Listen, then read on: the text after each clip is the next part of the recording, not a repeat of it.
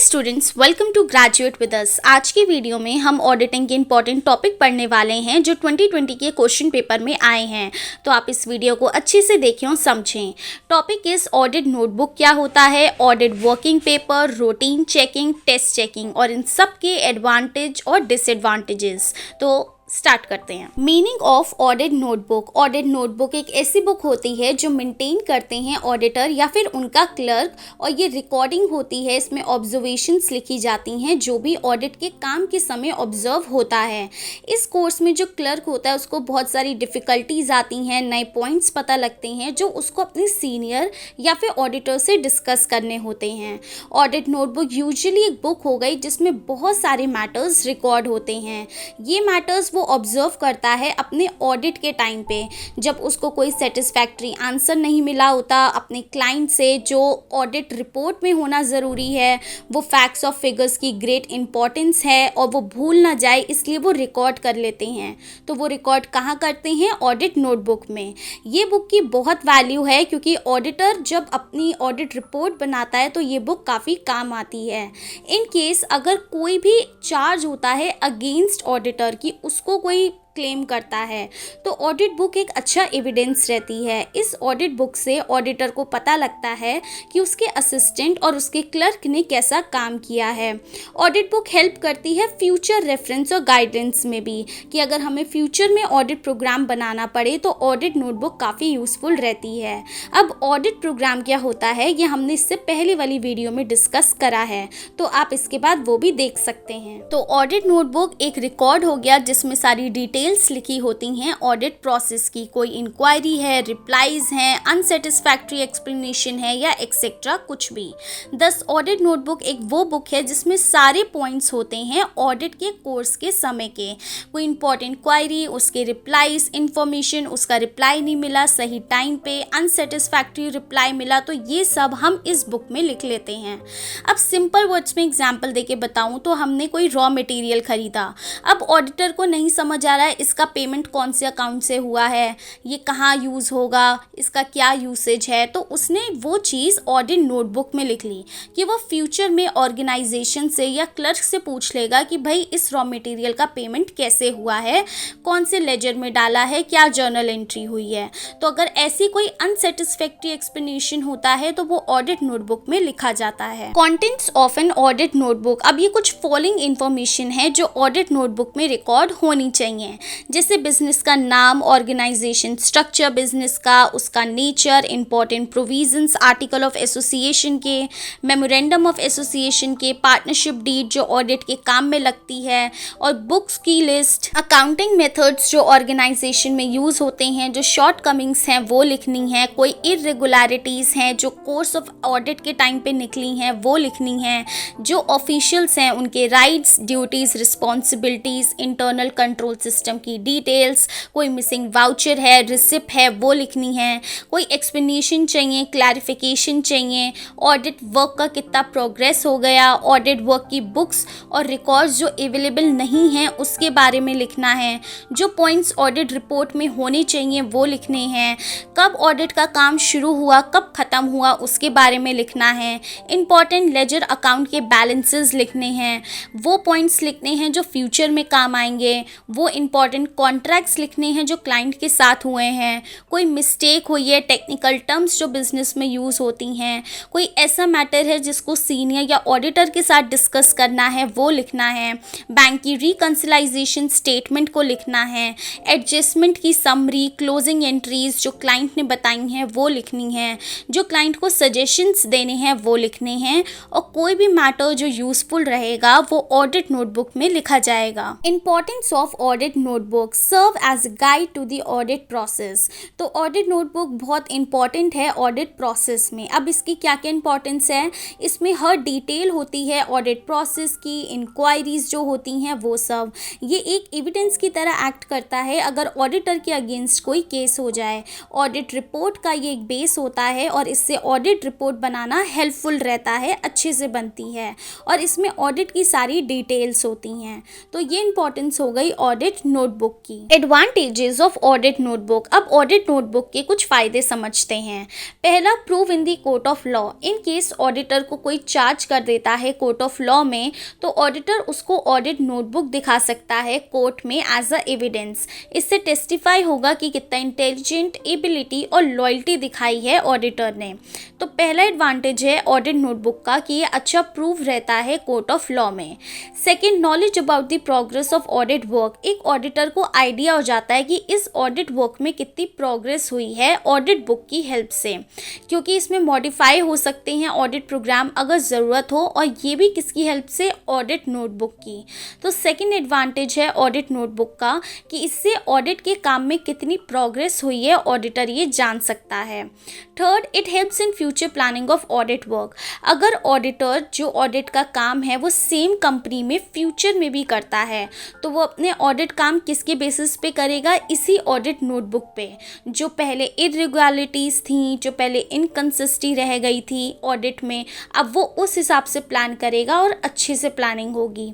So third advantage है audit notebook का कि इससे ऑडिट के काम की फ्यूचर में अच्छी प्लानिंग होती है। Point 4, helpful in preparing audit programme. Since ज़्यादा इंपॉर्टेंट और मेन इंफॉर्मेशन इसी नोटबुक में लिखी जाती है, रिकॉर्ड करी जाती है, तो ये बहुत हेल्पफुल रहता है ऑडिट प्रोग्राम को प्रिपेयर और कैरी ऑन करने में।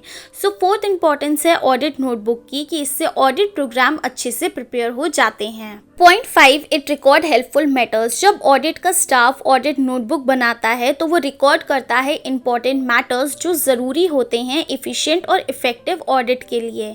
अगर ऐसा नहीं होगा तो वो पॉइंट्स भूल जाएगा। मान लो उसने ऑडिट नोटबुक बनाई ही नहीं, ऐसी कोई बुक ही नहीं थी, तो जो इंपॉर्टेंट पॉइंट्स होंगे, जो एक्सप्लेनेशन चाहिए होगा, जो बैलेंस शीट चाहिए होगी, जो रॉ मटेरियल की इंफॉर्मेशन है, कैश की इंफॉर्मेशन है, बैंक की इंफॉर्मेशन है, वो कहाँ रिकॉर्ड करेगा। तो ये नोटबुक का एडवांटेज है कि इससे हेल्पफुल मैटर्स रिकॉर्ड होते हैं। Number 6, quality of audit work. इससे ऑडिट वर्क की क्वालिटी अच्छी होती है, क्योंकि ऑडिट का स्टाफ इस काम को पहले ही सीखता है, जिससे डिफिशिएंसी डिक्रीज होती है और क्वालिटी बढ़ती है। सो 6th एडवांटेज ऑडिट नोटबुक का कि इससे ऑडिट वर्क की क्वालिटी बढ़ती है। Free from the danger of changing figures. हमें बार बार फिगर्स चेंज करनी होती हैं कॉन्टिन्यूस ऑडिट में, तो वो ऑडिट नोटबुक की हेल्प से कैंसिल हो जाएगा, क्योंकि इसमें हम ऑलरेडी सब कुछ रिकॉर्ड कर चुके होंगे, तो कॉन्टिन्यूस ऑडिट में बार बार फिगर्स चेंज नहीं करनी होगी। फर्दर इससे इफ़िशिएंसी भी आएगी ऑडिट स्टाफ में। So last advantage not least of audit notebook is कि इससे जो डेंजर होता है बार बार फिगर्स चेंज करने का, वो भी नहीं होगा। Next topic, audit working paper. So audit working papers वो पेपर या डॉक्यूमेंट्स होते हैं जिसमें डिटेल्स लिखी होती हैं अकाउंट्स की, जो ऑडिट के अंदर बनते हैं। ऑडिटर नोट डाउन करता है इंपॉर्टेंट फैक्ट्स और डिटेल्स इन अकाउंट्स की पेपर्स पे। तो ऑब्जेक्ट रहता है ऑडिटर का इन वर्किंग पेपर्स को बनाते वक्त कि कंट्रोल करना है करेंट ईयर का ऑडिट और फॉलोइंग ईयर के ऑडिट के लिए बेस बनाना है। ऑल्सो ये भी एम रहता है कि ये डिटेल इंफॉर्मेशन पता लगे अकाउंट्स और बिजनेस के बारे में क्लाइंट को। सो ऑडिट वर्किंग पेपर वो डॉक्यूमेंट्स हैं जो ऑडिटिंग का एक बेस बनाते हैं। अब इन पेपर्स में क्या क्या चीज़ें इंक्लूडेड हैं? Audit programme, audit notebook, last year की ऑडिट रिपोर्ट, क्रेडिट और डेबिट बैलेंस, एसेट्स और लाइबिलिटीज़ का ओपनिंग बैलेंस अलग अलग अकाउंट्स का, लास्ट ईयर का फाइनेंशियल स्टेटमेंट, इंपॉर्टेंट एंट्रीज जो मिनट बुक में हुई हैं, particular of investments, draft final accounts के और कॉपी ऑडिटर की बुक की। ऑडिट वर्किंग पेपर बहुत ही कॉन्फिडेंशियल डॉक्यूमेंट माने जाते हैं ऑर्गेनाइजेशन के, मतलब बहुत इंपॉर्टेंट। तो पूरा जो ऑडिट का प्रोसेस होता है वो इन्हीं ऑडिट वर्किंग पेपर के बेसिस पे किया जाता है। Importance of audit working papers. अब ये कुछ इंपॉर्टेंस हैं इन पेपर्स की। पहला कि एक एज अ आउटलाइन एक्ट करता है करेंट ईयर के ऑडिट प्रोसेस में। ये बेस होता है ऑडिट रिपोर्ट का, इसमें डिटेल डॉक्यूमेंट्स होते हैं कि पूरा ऑडिट प्रोसेस कैसा रहा। ऑडिट वर्किंग पेपर एक्ट करता है as a evidence in case कोई ऑडिटर के अगेंस्ट केस हो जाता है। इससे इससे ऑडिट के स्टाफ की इफ़िशिएंसी बढ़ती है। ऑडिट प्रोसेस ड्यूटीज़ लोकेट होती हैं बिटवीन ऑडिट स्टाफ। एरर्स हम डिटेक्ट कर सकते हैं ईजिली इन वर्किंग पेपर्स के थ्रू, क्योंकि हमें ऑडिट का प्रोसीजर पता लग पाएगा। पूरा ऑडिट प्रोसेस बेस्ड होता है इन्हीं ऑडिट वर्किंग पेपर्स पे। Last importance audit working papers की कि ये पूरे ऑडिट प्रोसेस में ग्रिप बना के रखता है। जो एक ऑब्जेक्टिव होता है ऑडिट प्रोसेस का कि इंटरनल चेक सिस्टम सेटिस्फैक्ट्री चलता रहे, वो इन्हीं पेपर्स की हेल्प से अच्छे से चलता है। Next topic routine checking. Routine checking एक बहुत ही प्राइमरी और सिंपल पार्ट होता है ऑडिटिंग का। रूटीन चेकिंग में चेक करते हैं arithmetic accuracy books of accounts की, अकाउंटिंग स्टेटमेंट की, और जो अदर कनेक्टेड अकाउंट्स होते हैं उनकी अर्थमेटिक एक्यूरेसी चेक करना। अब ये बुक्स ऑफ अकाउंट्स जर्नल हो सकते हैं, प्राइम एंट्री हो सकती है। प्राइम एंट्री मतलब लेजर बुक्स, कैश बुक और अदर सब्सिडरी बुक्स और ट्रायल बैलेंस भी। तो चेक करना इन बुक्स को, मतलब ऑडिटर या फिर उसका स्टाफ जब इन बुक्स की अर्थमेटिक एक्यूरेसी चेक करता है, इसी को रूटीन चेकिंग कहते हैं। रूटीन चेकिंग बहुत ही सिंपल होता है, इसमें ज़्यादा इंटेलिजेंस नहीं चाहिए होती है, पर फिर भी ये काफ़ी इंपॉर्टेंट होता है ऑडिटर के लिए, क्योंकि इसके बिना ऑडिटर इंश्योर नहीं कर सकता कि कितने एक्यूरेट हैं अकाउंटिंग रिकॉर्ड्स। तो ऑडिटर जर्नली अपने जूनियर क्लर्क को इंगेज रखता है इस वाले अकाउंटिंग काम के लिए। रूटीन चेकिंग का जो काम होता है वो कलर्ड पेंसिल्स और टिक मार्क्स लगा के होता है फिगर्स पे। टिक मार्क्स लगाएंगे तो जो बार बार फिगर्स चेंज होती हैं वो नहीं होंगी, क्लाइंट का स्टाफ उन फिगर्स को इरेज भी नहीं कर पाएगा। पर आजकल जो सारा काम कंप्यूटर पे होने लगा है, मतलब कंप्यूटराइज अकाउंटिंग सिस्टम आ गए हैं, जिसकी वजह से रूटीन चेकिंग इतनी नेसेसरी नहीं रही है। तो जर्नली रूटीन चेकिंग में ये 4 चीज़ें चेक ज़रूर होती हैं: कास्टिंग, सब कास्टिंग, कैरी फॉरवर्ड और अदर कैलकुलेशन चेक करना बुक्स की। क्या क्या पोस्ट हुआ है लेजर अकाउंट्स में उनको चेक करना लेजर बुक्स में, और चेक करना लेजर बुक्स की कास्टिंग और बैलेंस, और जो लेजर से बैलेंस उठाया है वो ट्रायल बैलेंस में गया है उसको चेक करना। ये सब रूटीन चेकिंग का एक पार्ट है। Advantages of routine checking. अब ये कुछ फ़ायदे हैं रूटीन चेकिंग के। पहला, knowledge of mathematical accuracy. Routine checking से ऑडिटर या उसके स्टाफ अर्थमेटिक एरर्स निकालते हैं, जिससे आगे आने वाली स्टेज पे दिक्कत नहीं होती। तो पहला एडवांटेज है रूटीन चेकिंग का कि इससे जो मैथमेटिकल एक्यूरेसी होती है उसकी नॉलेज पता लगती है। Assurance about posting. Auditor assure हो जाता है कि ये जो लेजर में लिखा गया है जर्नल से लाके वो बिल्कुल करेक्ट है और वो अपना आगे काम कंटिन्यू कर सकता है। सो सेकेंड एडवांटेज है रूटीन चेकिंग का कि इससे जो भी पोस्ट हुआ है वो एश्योर हो जाता है कि हाँ जी, ये जो भी यहाँ पे लिखा है लेजर में वो सब सही है। No possibility of alteration to the figures of the account books and records. Routine checking में रूल आउट हो जाते हैं कि बार बार चेंज करना है फिगर्स को जो बुक्स ऑफ अकाउंट्स में लिखी हैं। सिंस ऑडिटर और उसके स्टाफ ने डिफरेंट टिक्स लगाए हुए हैं, डिफरेंट कलर्स का यूज़ करा हुआ है, तो बार बार फिगर्स को चेंज नहीं करना। सो थर्ड एडवांटेज है रूटीन चेकिंग का कि इसमें हमें बार बार फिगर्स को चेंज नहीं करना होता जो बुक्स ऑफ अकाउंट्स में लिखी हैं। Helpful in checking final accounts. Routine checking मदद करता है चेक करने में ट्रायल बैलेंस और फाइनल अकाउंट्स को। इस प्रोसेस ऑफ चेकिंग में एरर्स और फ्रॉड पता लगते हैं और ये सामने आते हैं।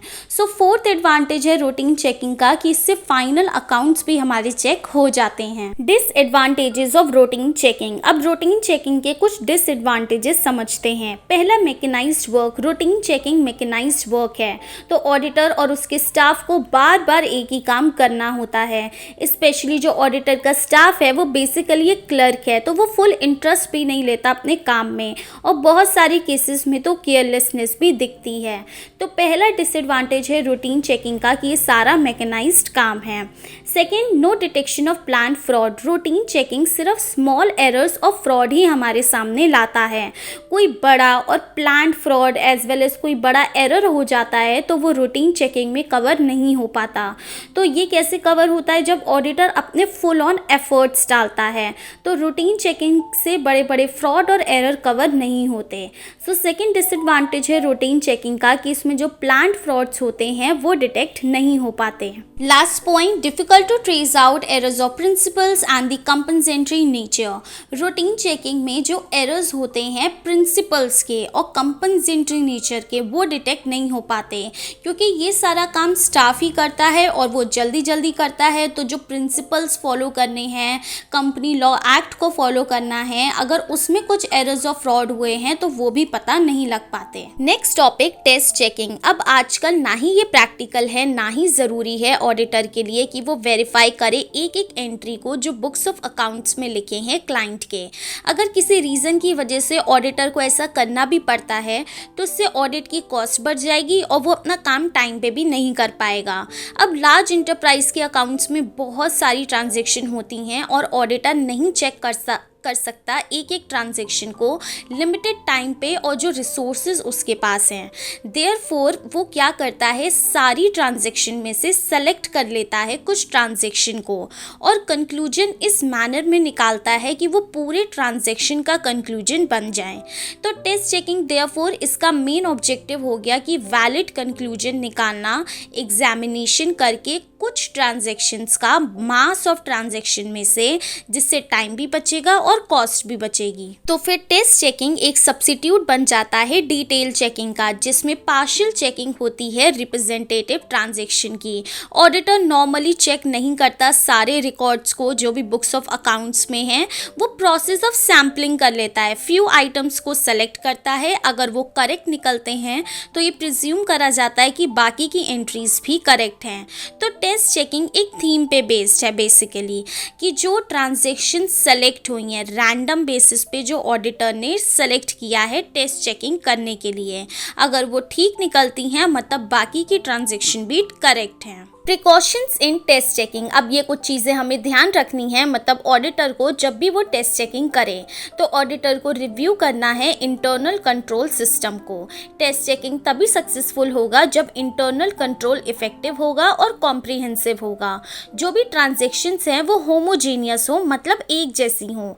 इन केस ट्रांजेक्शन अलग अलग होती हैं तो टेस्ट चेकिंग हेल्पफुल नहीं रहेगा, क्योंकि हम सारी ट्रांजेक्शन में से कुछ उठाते हैं, उसको चेक करते हैं, वो सही निकलती हैं तो सारी सही हैं। तो जो कुछ सेलेक्ट हो रही हैं और जो पूरा ग्रुप है वो एक ही नेचर का होना चाहिए, तभी टेस्ट चेकिंग हेल्पफुल रहेगा।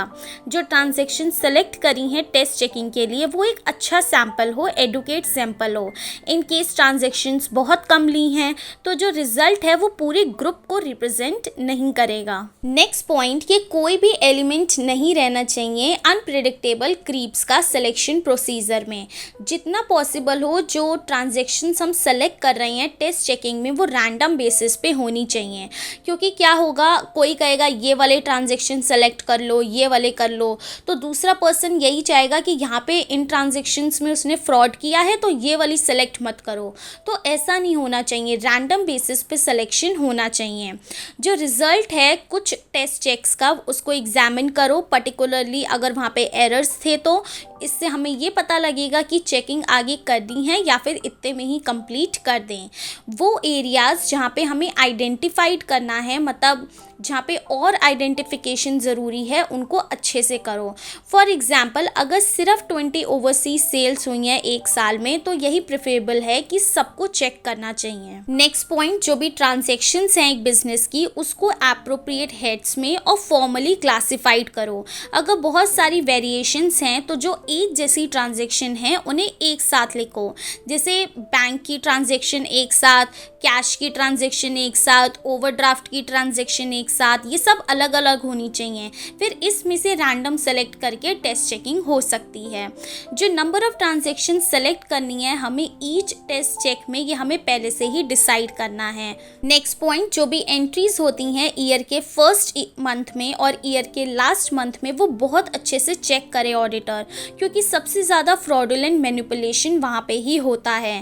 कैश बुक और पासबुक को अच्छे से चेक हो, और जब भी ऑडिटर टेस्ट चेकिंग के लिए सेलेक्ट करे ट्रांजैक्शंस को, तो वो क्लाइंट के स्टाफ से कुछ भी ना पूछे कि उसे कैसे सेलेक्ट करना चाहिए, क्योंकि ये ऑडिटर का काम है और उसको सीक्रेसी बना के रखनी है।